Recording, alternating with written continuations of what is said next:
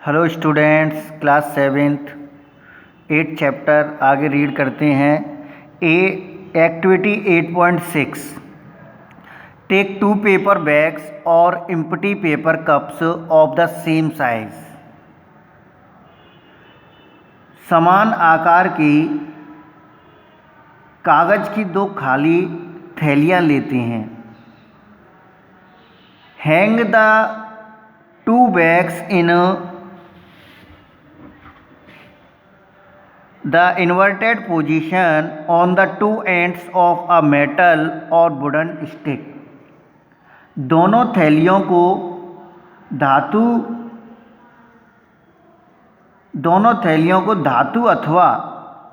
धातु अथवा लकड़ी की किसी छड़ के 2 किनारों से लटका देंगे। Tie a piece of thread in the middle of the stick. ध्यान रहे कि कागज की थैलियों अथवा कपों का मुख नीचे की ओर रहे, इन्वर्टेड पोजीशन में। कैसी पोजीशन में? इन्वर्टेड पोजीशन में। Tie a piece of thread in the middle of the stick. छड़ के मध्य में, स्टिक के मिडिल में एक धागा बांधकर उसे धागे से इस प्रकार पकड़ें। Hold the stick by the thread as in a balance. इस प्रकार से उस स्टिक को पकड़ें कि जैसे एक तराजू हो। Put a burning candle below on of one of the bags as shown in the figure.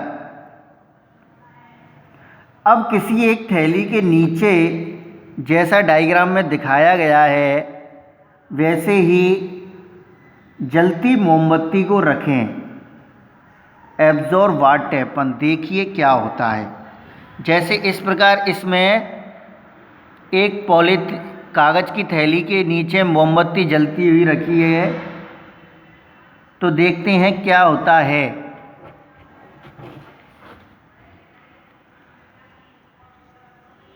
Y is the balance of the bags disturbed. थैलियों का जो संतुलन है वो क्यों बिगड़ जाता है? Does this activity indicate that warm air rises up. क्या यह जो एक्टिविटी है जहाँ बताती है कि गर्म होने पर वायु ऊपर की ओर उठती है। As the warm air rises up, जैसे ही मोमबत्ती की जो लौ है वो ऊपर उठती है, it pushes the bag above the candle, तो वह थैली को ऊपर ले जाती है। Does the disturbance of the balance suggest that the warm air is lighter than the cold air. क्या संतुलन का बिगड़ना यह बताता है? क्या संतुलन का बिगड़ना यह बताता है, यह समझाता है कि गर्म वायु ठंडी वायु से हल्की होती है। Can you now explain why smoke always rises up. क्या आप अब यह समझा सकते हैं कि धुआं ऊपर क्यों उठता है? Also it is important to remember that the on heating the air expand and occupy more space. यह याद रखना भी महत्वपूर्ण है कि गर्म किए जाने पर वायु का प्रसार होता है और वह अधिक स्थान घेरती है। When the same thing occupy more space, जब कोई दी गई वस्तु पहले से अधिक स्थान घेरती है, it becomes lighter, तो वह हल्की प्रतीत होती है। The warm air is therefore lighter than the cold air, that is the reason that the smoke goes up। इसलिए गर्म वायु ठंडी वायु की अपेक्षा हल्की होती है और यही कारण है कि धुआं ऊपर उठता है। In nature there are several situation where warm air rises at a place. प्रकृति में अनेक ऐसी स्थितियां हैं जहां किसी स्थान या क्षेत्र में वायु गर्म होने के कारण ऊपर उठती है।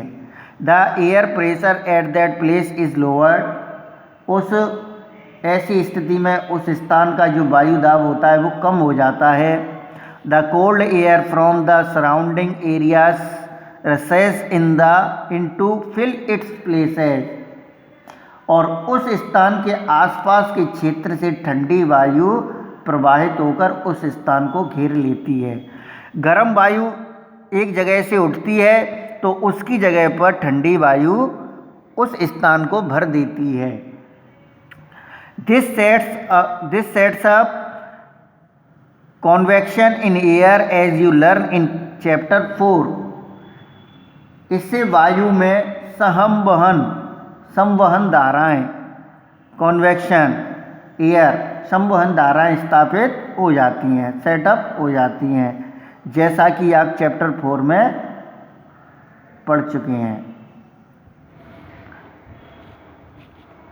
Wind currents are generated due to uneven heated on the earth. पवन धाराएं पृथ्वी के असमान रूप से गर्म होने के कारण उत्पन्न होती हैं। पवन धाराएं जो होती हैं वो पृथ्वी के असमान रूप से गर्म होने पर उत्पन्न होती हैं। पृथ्वी सब जगह पर एक सी नहीं है, तो अलग अलग जगह पर अलग अलग तरीके से गर्म होती हैं। These situation are a uneven heating between the equator and the poles. भूमध्य रेखीय और ध्रुवीय क्षेत्रों का असमान रूप से गर्म होना। इक्वेटर भूमध्य रेखीय और पोल्स ध्रुवीय क्षेत्रों का अलग अलग रूप से गर्म होना। You might have learned in geography that region close to the equator get maximum heat from the sun। आपने संभवतः भूगोल में पढ़ा होगा कि भूमध्य रेखा के आसपास के क्षेत्रों को सूर्य की अधिकतम ऊष्मा मिलती है, क्योंकि भूमध्य रेखा पर सूर्य की किरणें सीधी पड़ती हैं, इसलिए वहाँ पर तापमान अधिकतम होता है। The air in these region gets warm. इससे इन क्षेत्रों में पृथ्वी की सतह के निकट की वायु गर्म हो जाती है। The warm air rises up, और गर्म वायु ऊपर उठती है। And the cooler air from the region in the 0 to 30 degrees latitude belt on either side of the equator move in। और ठंडी वायु भूमध्य रेखा के दोनों ओर स्थित 0 से 30 डिग्री अक्षांश की पट्टियों से क्षेत्रों से भूमध्य रेखा की ओर गतिशील हो जाती है।